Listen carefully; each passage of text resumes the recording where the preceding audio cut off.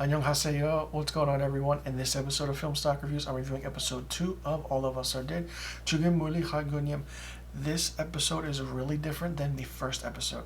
This second episode starts right off where the first episode left off. We find that the school is overrun by zombies. Now, what I do like about this show is that they acknowledge that zombies exist in this world.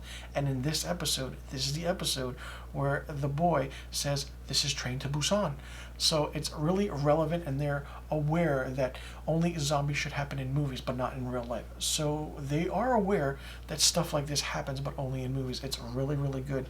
And there are a lot of characters in this show, but each character is different than the next. It was really interesting because we have more new characters on this show. And Mi Jin is great. She's smoking a cigarette in a bathroom stall. And next to her, there's another boy and a girl, but the girl doesn't say to the boy that she's been bitten. But this girl, Mi Jin, knows what's going on and knows that she's a zombie. It's interesting, but the only other thing that it's really interesting about this show is that we don't know how to kill these zombies. We don't know what, makes them weak. We don't know what stops them. You kill them in the head, they still go.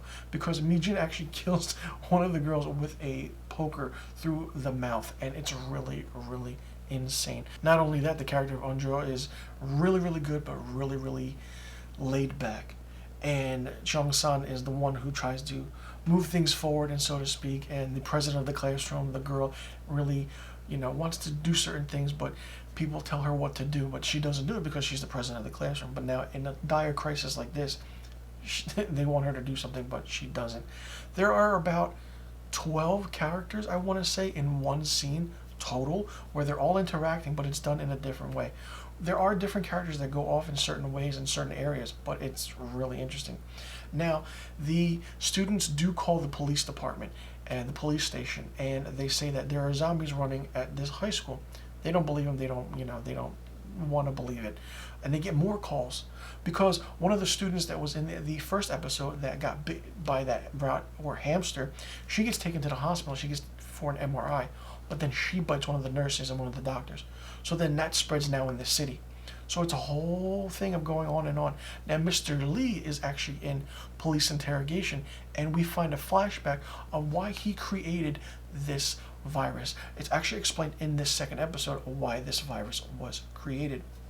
He goes into detail of certain pathogens or certain viruses, the rage and the fear, and how they coexist with one another. And it's interesting because it goes into small, minute details of when you're bitten and you fear something, the rage takes over, the zombie rage. You could say it's 28 days later, but it's really different in a way because when you get the blood of the zombie in you, or say in your eye, you change into that zombie. But with this, it's very, very different. Now, a lot of people have seen the webtoon and watched the webtoon or read the webtoon now at our school, and they know how it ends. But I'm curious to see how this plays out because it could be very, very different than what you normally see in a zombie show. Like I said, they do mention the word zombies a lot. They don't hold back on that because usually Korean movies like Train to Busan or Kingdom or Alive, they don't call them zombies. They call them the dead or walkers or fast runners or something like that. The introduction with fast zombies is different than what we saw many years ago with George A. Romero and Night of the Living Dead, where it was slow zombies, it was the undead, they're just moving slow, but then this one is fast, fast, fast, fast, fast. It's really fast. It's very scary. The makeup is great, and this is just the second episode. And not only that, we find the English teacher trying to survive as well in her own right. She goes to the announcement room or the broadcasting room and broadcasts out to the students and the staff to tell them, okay, be careful. Students are attacking other students, this and that. Not only that, we find the archery team coming back from one of their tournaments. And then when she goes like this and she shoots the archer into the neck of one of the zombies that are in and attacking Mi Jin is really interesting and really cool. So we have more characters on top of more characters. It's interesting how Korean movies and shows actually dive deep into different characters and how everything is coming together. This is just the start of something really interesting with this show. And the interesting thing about this show is that it's scary. It's really scary because they talk about a virus, but this is only the second episode. Mr. Lee doesn't go really in depth with this virus at all. He actually explains to the cop, who I'm pretty sure has a history with him, because I believe the cop is his, Mr. Lee's bully when he was younger, because they had a tension and they shared something, but I don't know what that was. And, the cop is like, yeah, people like you, you think you blame society. I feel like Mr. Lee's son isn't dead. He's just keeping him and trying to figure out experiments to find an antidote to cure this virus. Things are going to get interesting really, really fast. And the reason I say interesting a lot is because not only is this area contained into this one school, it's now spread into the city. What happens then? The National Guard is called. Things are panic, chaos.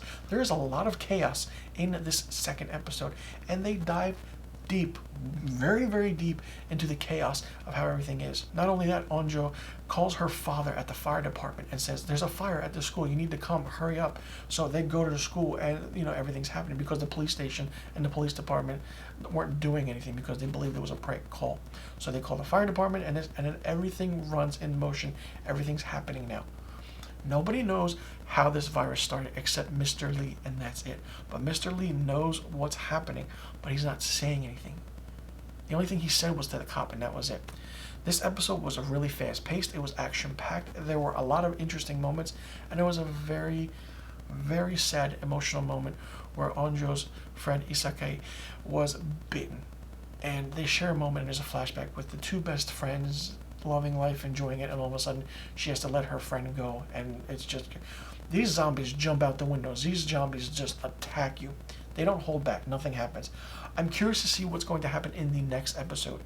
It's going to be fun because I'm having a really great time watching this show, and a lot of you want me to do episodic reviews of this series because this way I can get in depth with each episode based on the characters, the storytelling, and how the cinematography and the filmmaking work with everything else. Like I said, everything takes place during the day, but I'm curious to see what happens when night falls. It's crazy. The National Guard is not coming in. The Army isn't in yet, but they're going to be if you saw the trailers. So once that happens, are they going to actually finish everything? And is there a quarantine camp?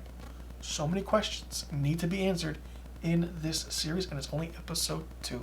And I'm having a fun time watching this. So let me know in the comment section below what you thought about episode 2 of All of Us Are Dead. Did you like it? Did you not like it? What did you think of it?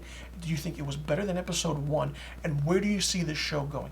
Do you see certain characters dying? Who do you see surviving in this show? And do you see a quarantine camp happening down the line? Let me know in the comment section below about the questions I just asked, and I'll see you guys in my next review video. And be sure you tune in tomorrow for my episode 3 review of All of Us Are Dead. 감사합니다.